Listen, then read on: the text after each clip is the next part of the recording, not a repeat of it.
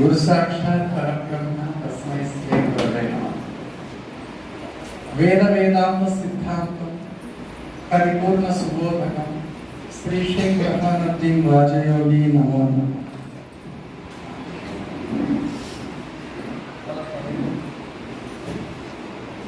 ఈ రోజు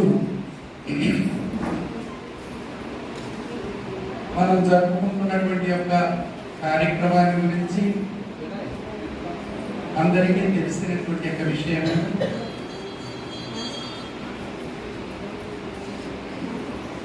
మనం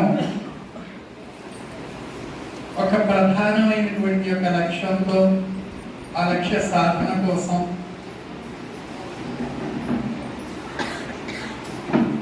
కృషి చేస్తున్నాం. దాన్ని సాధించుకునేంత వరకు ఆ జన్మాంతము విరామం లేకుండా ఈ కృషిలో ముందుకు సాగిపోతూ ఉండాలి కూడా. జన్మరహితం కావాలి అనేటువంటి యొక్క కోరిక సహజంగా ఎంతటి వారికి కూడా కలగదు. అది సామాన్యమైనటువంటి యొక్క కోరిక కాదు. ఆ కోరిక హృదయంలో ఉత్పన్నం అవ్వడమే ఎంతో విశేషం. అది ఎన్నో జన్మల యొక్క పుణ్య ఫల పరిపక్వత వలన సాధకులకు కలిగేటువంటి యొక్క అరుదైన సంకల్పం, అరుదైనటువంటి యొక్క కోరిక.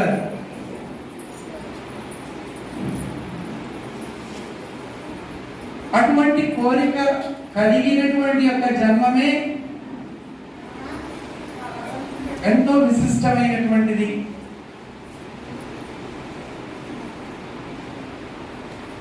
ఎవరికి కూడా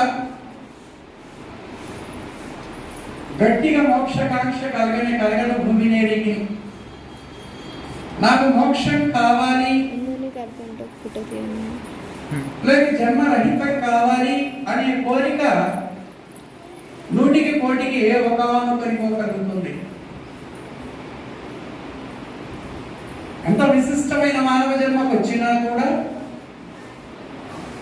ఎంతో ప్రజ్ఞాశాలి ఉన్నటువంటి యొక్క వారిలో కూడా ఈ కోరిక జనించటం లేదు. ఎంతవరకు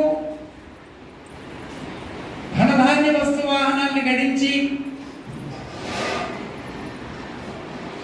కీర్తి ప్రతిష్టలు సాధించుకొని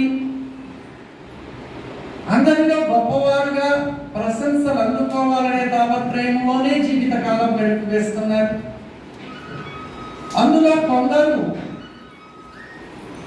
కేవలం ఆముష్మిక సుఖం కోసం పుణ్యమును సంపాదించుకొని స్వర్గానికి లోకములకు వెళ్ళి అక్కడ భోగములు అనుభవించాలి అనే కోరికతో జీవితకాలాన్ని గడుపుతున్నారు. ఈ రెండూ కాకుండా ప్రత్యేకమైనటువంటి యొక్క కోరిక, ఈ జన్మను సార్థకం దేని వల్ల చేసుకోగలుగుతాము,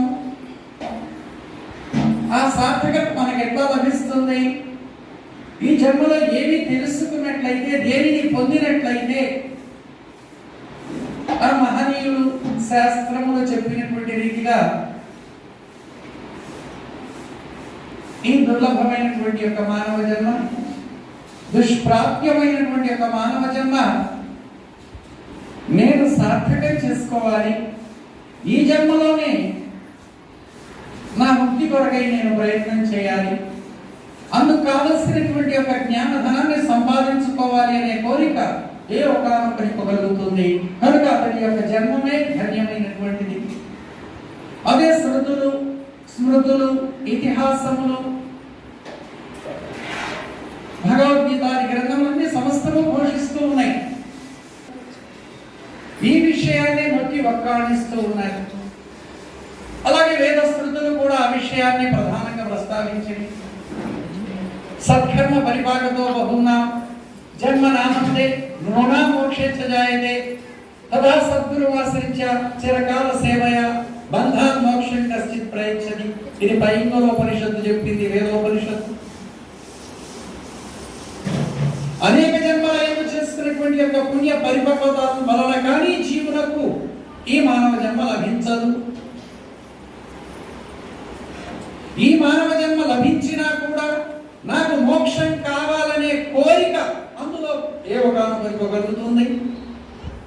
ఒకవేళ ఆ కోరిక కలిగినా కూడా ఆ కోరిక నెరవేర్చుకోవడం కోసమై ఏ జ్ఞానం అయితే కావాలో ఆ జ్ఞానాన్ని ప్రసాదించేటువంటి యొక్క మహనీయుల ఆశ్రయం లభించడం కూడా ఎంతో విశిష్టమైనటువంటిది. శంకరాచార్యుల వారు కూడా ఈ విషయాన్ని గురించి ప్రస్తావించారు. దుర్లభం త్రయమేవైత దేవానుగ్రహ హేతుకం మనుష్యత్వం ముముక్షత్వం మహాపురుష సంశ్రయ. ఈ మూడు భగవంతుడు ఇచ్చినటువంటి యొక్క వరములు మానవ ఉపాధిలో ఉన్నటువంటి జీవునకు. అది భగవంతుడు ఇచ్చిన వరములు. ఒకటి మనుష్యత్వం, మానవ జన్మకు రావడం, మనిషిగా పుట్టడం. రెండవది ముముక్షత్వం, మోక్షం కావాలనేటువంటి ఒక కోరిక కలగడం. మూడవది మహాపురుష సంశ్రయ, మహాపురుషుల యొక్క ఆశ్రయం లభించడం. ఈ మూడు కూడా భగవంతుడు ఇచ్చినటువంటి యొక్క కోరిక, భగవంతుడు ఇచ్చినటువంటి యొక్క వరములు. ఈ మూడు వరములు దుర్లభం త్రయమేవైత దేవానుగ్రహం, ఇవి దుర్లభమైనటువంటివి. అటువంటి యొక్క కోరికతో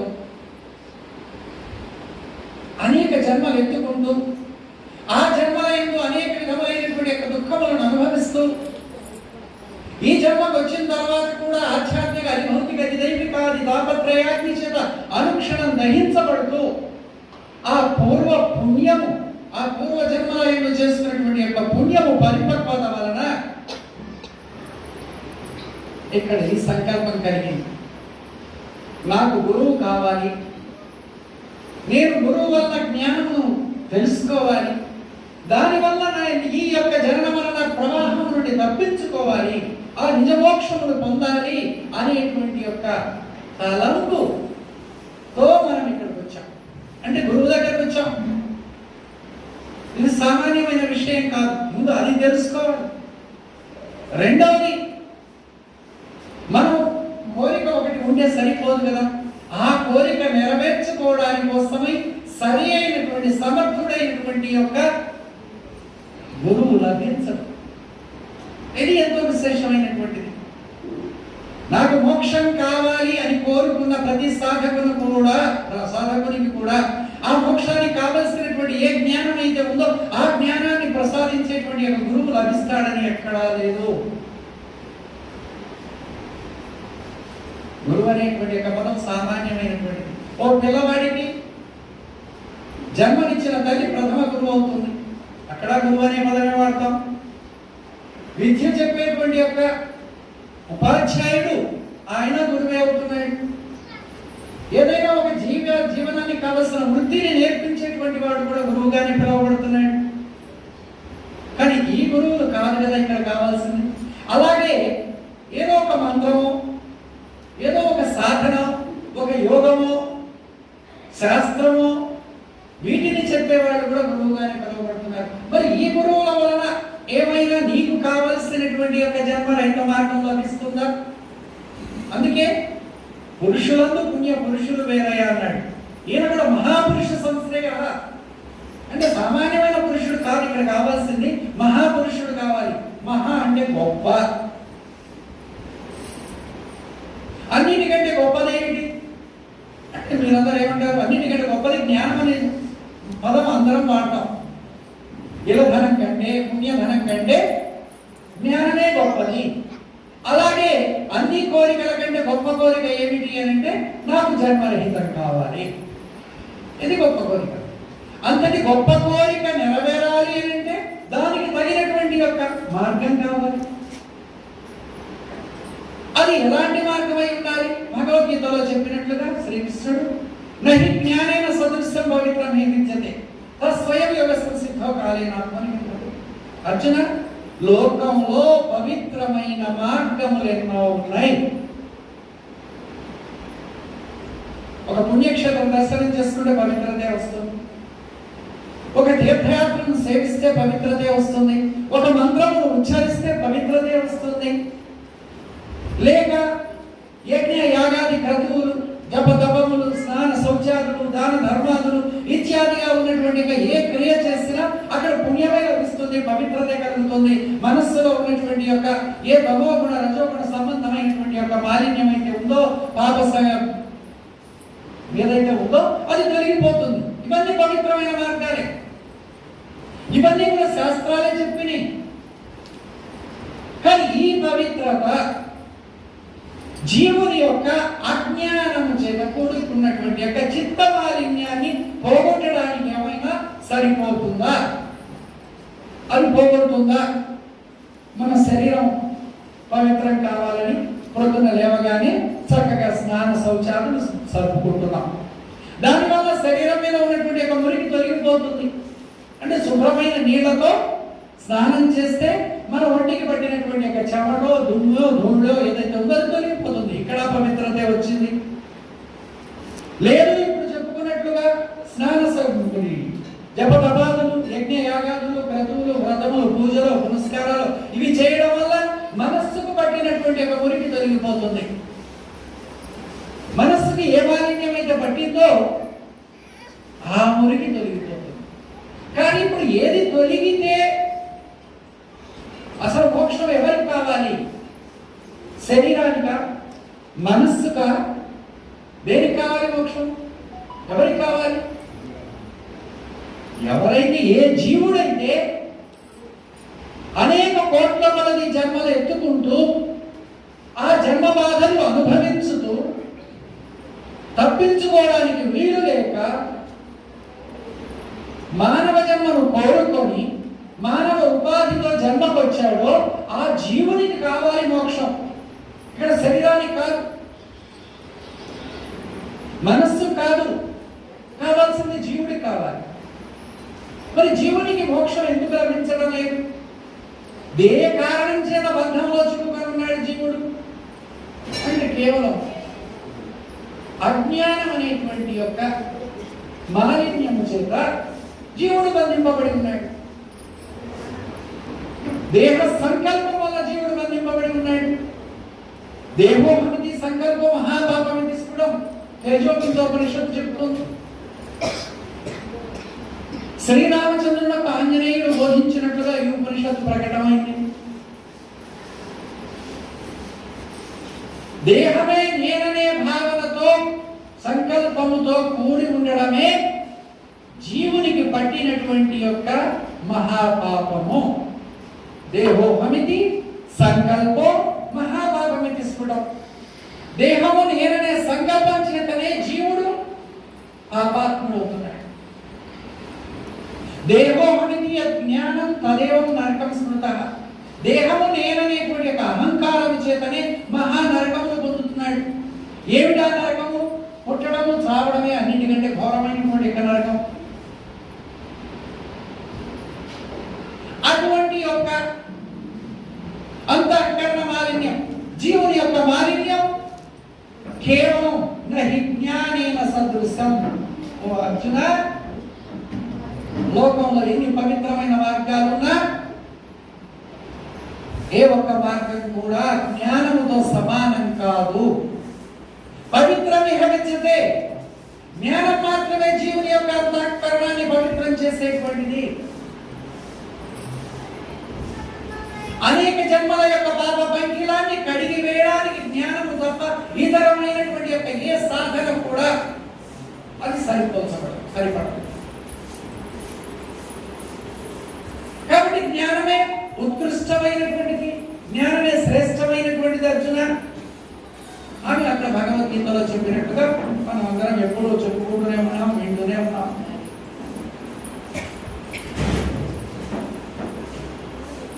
ఇక్కడ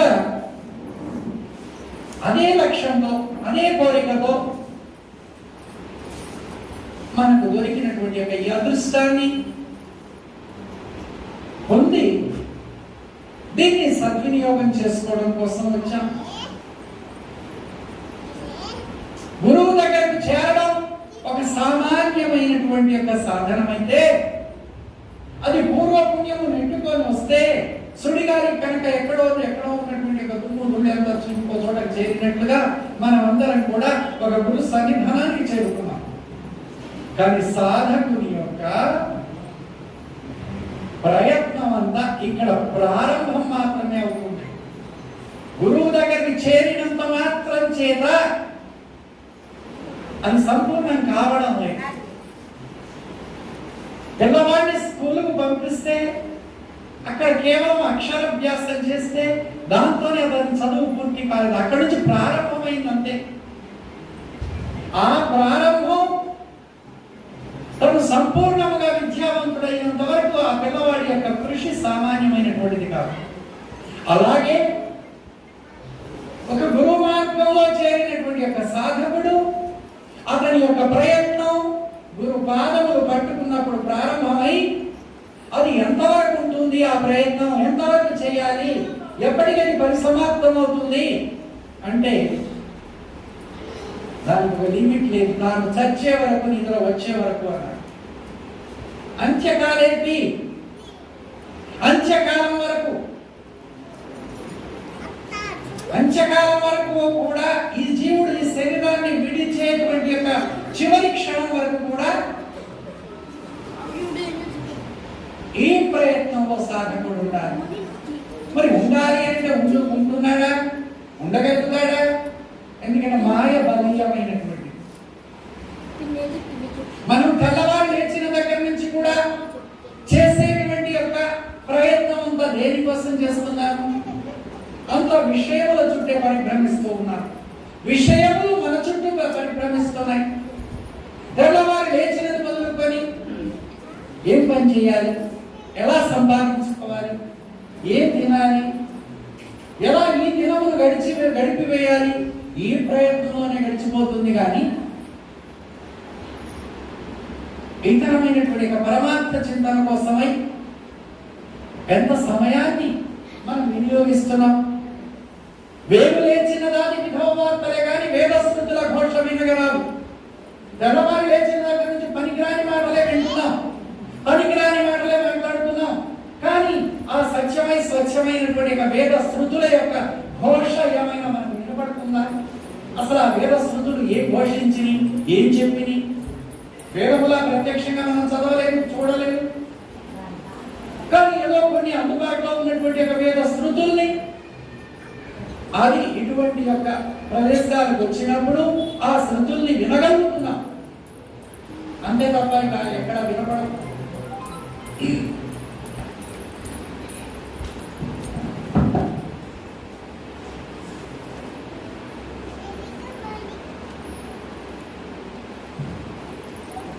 ఇక్కడ చూడండి, నేను ముందు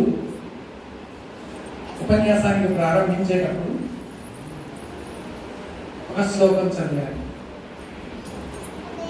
వేదాంత సిద్ధాంతం పరిపూర్ణ సుబోధకం శ్రీ షేక్ బుర్హానుద్దీన్ రాజయోగి నమో నమః.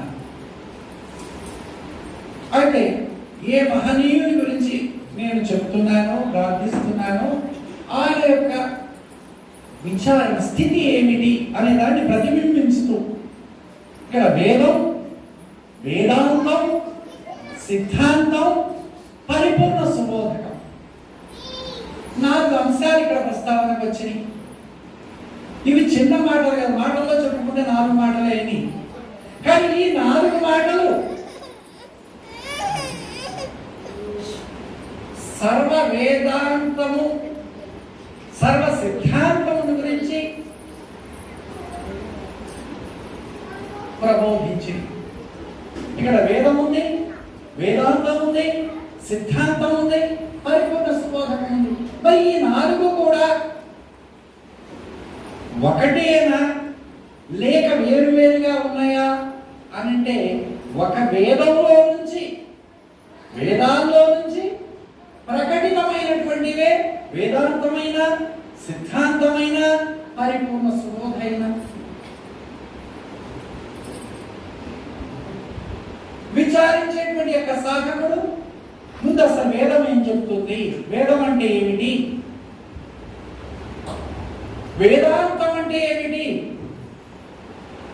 మరి ఆ ఆపై సిద్ధాంతం అనగా ఏమిటి, ఆ పైన పరిపూర్ణ సుబోధ ఏమిటి, అసలు ఈ 4 విచారణ నాకెందుకు అవసరం వచ్చింది, నేనెందుకు చేయాల్సిన అవసరం వచ్చింది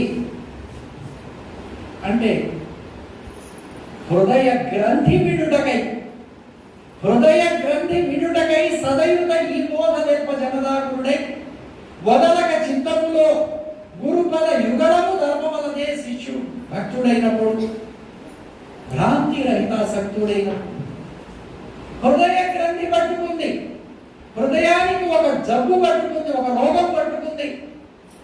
ఆ హృదయానికి పట్టుకున్నటువంటి యొక్క రోగాన్ని పోగొట్టుకోవడం కోసమై గురువు దగ్గరకు చేరి ఈ 4 విధములైనటువంటి యొక్క బోధల్ని విచారణ చేసి ఏది తన యొక్క భ్రాంతి రహితానికి అది కారణమవుతుందో, ఏ బోధ వలన తన యొక్క హృదయానికి పట్టుకున్న రోగం తొలగిపోతుందో ఆ బోధను పొంది తన రోగాన్ని పోగొట్టుకోవాలి అని అంటే ఈ 4 గురించి కూడా విచారించాల్సిన అవసరం ఏర్పడింది. మనకు తెలుసు వేదాలు సాక్షాత్తు ఆ భగవంతుని ముఖత వెలువడినటువంటివి, ఒకరి చేత అది నిర్మించబడినటువంటిది కాదు. అది ఉపనిషత్ భాష్యంలోనే చెప్పారు. తొలి నేను మహాప్రళయమున వడపత్రశాయినై జలమధ్యమున తేరుచుండినప్పుడు నిశ్వాస భూతామే విష్ణుజాత వేద సవిస్తర, నా యొక్క నిశ్వాసము నుండి ఋక్కు యజస్సు సామము అధర్వణం అనే 4 వేదములను సృష్టించి అందులో కర్మ భక్తి జ్ఞాన వైరాగ్య ముముక్షత్వాన్ని కల్పించి వెదజల్లాను. కనుక ఈ వేదవాక్యములు మమైవాజ్ఞాః, నా ఆజ్ఞావాక్యములుగా ఎరుగుము అని చెప్పినట్లుగా అవి భగవంతుని యొక్క ఆజ్ఞావాక్యము. అందులో వేదం ఏం చెప్పింది, అసలు దేని గురించి చెప్పింది వేదం? స్థూలంగా జడంగా మనకు అర్థమయ్యే భాషలో చెప్పుకోవాలి అంటే వేదం చెప్పింది శరీరాన్ని గురించి. వేదం ఏమైంది? ఒక శబ్దం, ఒక పలుకైంది, శబ్దమైంది.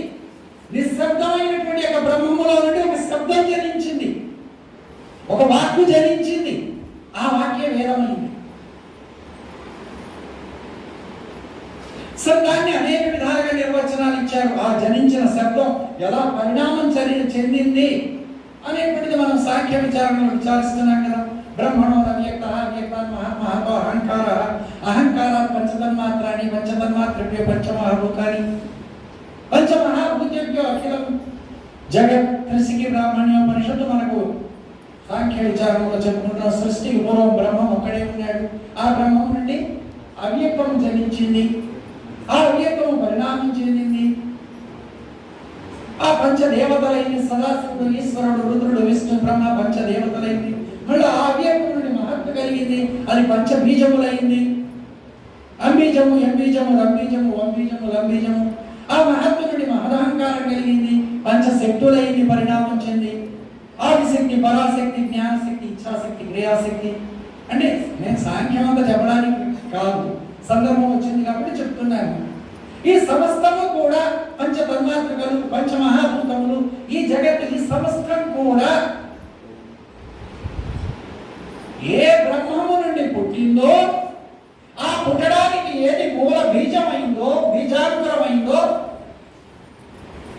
ఆ సృష్టికి కావలసినటువంటి యొక్క ధర్మాన్ని సృష్టించినటువంటి యొక్క భగవంతుడు ఆ ధర్మాన్ని పొందుపరిచి, అంటే ఈ శరీరంతో తాను నడవవలసినటువంటి యొక్క నడవడికని గురించి చెప్పింది వేదం. అందులోని స్థూల భాగం నీ నడవడికని గురించి, అది కూడా ఒక మానవుడి గురించే. పశు పక్షి క్రిమి కీటకాదుల కోసం సృష్టిలో ఉన్న 84 లక్షల జీవోపాధుల కోసం చెప్పినటువంటిది కాదు వేదం. ఒక మానవ జన్మకు వచ్చినటువంటి యొక్క మానవునికి మాత్రమే నిర్దేశించబడినట్టు చెప్పబడినటువంటిది వేదం. ఆ మానవుడు ఎలా ఆచరించాలి, ఎలా నడుచుకోవాలి, ఆయన ఎలా నడుచుకున్నట్లయితే ఆ యొక్క మానవుని యొక్క స్వధర్మం ప్రకాశిస్తుంది. అని చెప్పింది వేదం. అందుకనే వేదంలో సమస్తమైనటువంటి యొక్క కర్మ విధానాలన్నీ చెప్పబడింది. ఇప్పుడు మనం ఏదైతే చేస్తూ ఉంటామో ఈ చెప్పబడినటువంటి యొక్క కర్మ విధానాలన్నీ కూడా అందులో చేరినటువంటివే పుణ్యనములు, అంటే పుణ్యములు కలిగించేటువంటి యొక్క దానములు, ధర్మములు, యజ్ఞములు, యాగములు, క్రతుములు, వ్రతములు, జపములు, తపములు ఇత్యాదిగా ఉన్నటువంటి యొక్క సమస్త కర్మలను గురించి చెప్పింది స్థూలమైనటువంటి విషయం. వేదాల్లో ఇది స్థూలాంశం. ఈ స్థూలాంశంలో నుంచి కొంచెం లోతుగా విచారించితే దాని సూక్ష్మాంశం కనపడుతుంది. ఆ సూక్ష్మాంశం చెప్పింది ఏమిటి? వేదాంతం. అంటే ఇక్కడ ఏం చెప్పుకోవాలి? దేహం వదిలిన తర్వాత ఇంకేముంది సూక్ష్మమైన అంశం? దేహంలో ఇది స్థూలం కదా, ఈ స్థూలంలో సూక్ష్మం ఏముంది అంటే అది జీవుడనండి, ఆత్మనండి, అదే కదా. దేహంలో సూక్ష్మమైనటువంటి ఒక భాగం ఆత్మ. కాబట్టి వేదాంతం చెప్పింది ఆత్మల గురించి. ఈ ఆత్మ అనేక జన్మలు ఎత్తుతుంది కాబట్టి ఈ జన్మ ఉన్నది అంటే ఇక్కడ జీవుడన్నా సమష్టిలో ఆత్మ అన్నా ఒకటే, రెండు వేరుగా లేవు. క్రియల్ని బట్టి, స్థానాన్ని బట్టి రెండు వేరుగా చెప్పుకుంటున్నాం. ఆత్మని గురించి బోధించినటువంటిది వేదాంతం, అది సూక్ష్మ భాగం. ఇక సిద్ధాంతం ఏం చెప్పింది? ఈ దేహ ఆత్మలు రెండు ఏకమా వేరా, వీటి యొక్క స్థాన స్వరూప స్వభావాలు ఏమిటి, అసలు ఇవి రెండు ఎలా వచ్చినాయి, మరి ఎక్కడికి పోతున్నాయి, అసలు ఇవి నిజంగానే వచ్చినాయా, ఉన్నావా లేదా, ఉంటే ఏ తీరుగా ఉంది లేకపోతే ఏ తీరుగా లేదు అని విచారించేటువంటిది ఏదైతే ఉందో అది సిద్ధాంతం. ఇక ఆపై వేదాంత సిద్ధాంత పరిపూర్ణం. ఇక ఆలో ఉన్నటువంటి యొక్క స్థితి పరిపూర్ణం. ఇక పరిపూర్ణాన్ని గురించి అక్కడ చెప్పడానికి పనికేం లేదు. ఏదైనా నువ్వు విచారణ ఎంతవరకు చేయాలి అంటే వేదం వరకు, వేదాంతం వరకు, సిద్ధాంతం వరకే విచారణ చేయాలి. ఆ పైన అది గురు శిష్యుల యొక్క అన్యోన్యం చేత కలిగేటువంటి యొక్క స్వానుభవ స్థితి. అంటే అక్కడ స్థితి ఏమంటే ఉన్నదని కాదు, తను రహితమందే పరిపూర్ణ నిశ్చయం అని చెప్పి ఒక్కాడిస్తూనే ఉన్నారు. తను రహితం కావాలి, తను రహితం కావాలంటే ఇక తనని గురించి అంత విచారణ చేయాలి. తాను ఒక్కడే ఉన్నాడా? లేదు కదా. నానాత్మముగా, నానా విధములుగా అనేకము పిండాండ రూపంగా తానే ఉన్నాడు, బ్రహ్మాండ రూపంగా తానే ఉన్నాడు, పిండాండంలోని అహమైనటువంటి జీవరూపంగా తానే ఉన్నాడు, బ్రహ్మాండంలోని అహం పదార్థమైనటువంటి యొక్క ఈశ్వర రూపంగా తానే ఉన్నాడు. అందుకే పిండ బ్రహ్మాండములు రెండును, ఈ రెండులోని రెండు అహములు, ఈ ఖండములు నాలుగు కూడి అఖండములకు ఎరుక రూపు గణరామా తండ్రి, ఇది తెలిపిన ఘనుడే తల్లిదండ్రి. ఈ నాలుగు ఖండములుగా ఉన్నటువంటి యొక్క ఏ ఎరుకైతే ఉందో దాని యొక్క ఏకత్వ రూపమైన అఖండత్వం ఏదైతే, అఖండపు నేర్పుగా ఏదైతే ఉందో ఈ నాలుగు ఖండములు దాని యొక్క ఏకత్వము ఇది తెలిపిన ఘనుడే తల్లిదండ్రి. అంటే ఎరుక యొక్క స్థాన స్వరూప స్వభావాన్ని చక్కగా సాధకునికి బోధించి ఆ ఎరుక యొక్క లేమిని ఎరిగించడమే ఈ ఖండార్థం యొక్క సూక్ష్మార్థ భావార్థమైనది. కనుక నాలుగు ఖండములుగా కూడి అఖండముకు ఎరుక రూపు గణరామా తండ్రి, ఇది నేర్పిన ఘనుడే తల్లిదండ్రి. ఎవరైతే ఆ అఖండం ఎరుక ఈ నాలుగు ఖండములుగా ఉన్నది, ఈ నాలుగు కలిసి అఖండం ఎరుకయింది, ఈ అఖండం ఎరుకయ్యే ఆ పరిపూర్ణ పరవాక్యమందు లేనిది ఒకవేళ ఉన్నది అని అంటే అది భ్రాంతి రూపమై తోచబడుతుంది. అది నీ భ్రమే కానీ అది లేనిదే. గ్రస్త ప్రపంచమిచ్యుక్త మూఢానిర్వణ సంశయ శుద్ధివత రచితం భాగ్యత రజవాహి సర్వవత్ తదా భాసతి సర్వత్రా సర్వం సస్మిశానవత్. అనంతోపనిషత్తు చెప్పింది, అది వేదమే చెప్పింది. మహానారాయణోపనిషత్తు గర్భీకృతమైనటువంటి యొక్క అనంతోపనిషత్తు సూక్ష్మతరం నాస్తి మహతో మహితావర్జితం అవేచ్ఛం అసంగం అవాచ్యం అగోచం అలక్ష్య మప్రమేయ మనిష్క్రియం ధర్మాకాశదీతమచలం సర్వదా భ్రాతృత్వం నిర్వచ్యం నిరామయం నిర్దేశ రహితం అమలం అచలం. అనంతోపనిషత్తు చెప్పింది. బ్రహ్మాండ బాహ్యం బాహ్యం సర్వత్రా వ్యాపృతం అంతర్బహిశ్చయో విద్వాన్ అచలేవ న సంశయః. ఆ యొక్క పరిపూర్ణ స్థితిని గురించి బోధించి ఎరుక యొక్క లేవుని గురించి తెలియజేసి అటువంటి యొక్క పరిపూర్ణ బోధ చేత ఏ భ్రాంతి చేతనైతే జనన మరణములు కలుగుతున్నాయో, ఏ భ్రాంతి ఏ కారణమై ఉందో ఆ భ్రాంతి లేకుండా చేయడమే పరిపూర్ణమైన యొక్క స్థితి. అందుకే బృహన్నయ్య గారు కూడా తత్వంలో గురుబోధ కనుగొనైన తత్వంలో చివరి చరణంలో భ్రాంతి రహితము చేసేది సద్గురు బోధ మోసమేమీ లేనిది. భ్రాంతి రహితము చేసినంతట నున్న పరమును తెలియజేయును. భ్రాంతితో చిన్న ఎరుకపోవును జనన మరణము లేక చేయును. భ్రాంతితో చిన్న ఎరుకపోవును జనన మరణము లేక చేయును. గురుబోధగను కోనారే సజ్జనులారా గురుతో కలిగి ఉండారే. అది భ్రాంతి రహితం చేసేది ఏది? గురుబోధ. అహంభావో దయాభావో బోధస్య పరమో ధర్మ అని శృతి చెప్తుంది. ఏ బోధ అయితే పరమధర్మం అవుతుంది అని అంటే అది ఏదైతే అహంభావో దయాభావో అహంకార మమకారములను లేకుండా చేసేటువంటిది గురుబోధ. అహంకారమే జన్మ హేతువై, అహంకారమే సర్వమునకు కారణమై ఉందో ఆ అహంకారాన్ని రహితం చేసేటువంటిది అహం పదార్థ రహిత, అది గురుబోధ. అటువంటి గురు సాంప్రదాయం, అటువంటి సద్గుణ సన్నిధానం, అటువంటి గురువు యొక్క సేవ దొరకడం సామాన్యమైనటువంటి విషయం. కానీ దాని విలువ మనం గ్రహించడంలో ఏమైనా లోపం ఉందేమో, అందుకే దాని యందు సరి అయినటువంటి యొక్క ప్రేమ కానీ, సరి అయిన భక్తి కానీ, సరి అయినటువంటి యొక్క నిర్ణయం కానీ దొరకటం లేదేమో, దానిలో అలసత్వం వచ్చి చేరుతుందేమో, మాయకే నేను మళ్ళీ మోహితుడిని అవుతున్నానేమో అని ఒక్కసారి ఎప్పటికప్పుడు కూడా సాధకుడు తన అంతఃకరణలో ప్రశ్నించుకొని మెలకువలు పొందుతూ ఉండాలి. ఆ మెలకువ చాలా అవసరం. ఎందుకంటే ఎరుకకు మరుపు సహజంగా ఉంది కాబట్టి ఆ మరుపు మనల్ని మళ్ళీ మాయ వైపు లాక్కొని వెళుతుంది. కాబట్టి ఎప్పటికప్పుడు మేలుకోవాలి.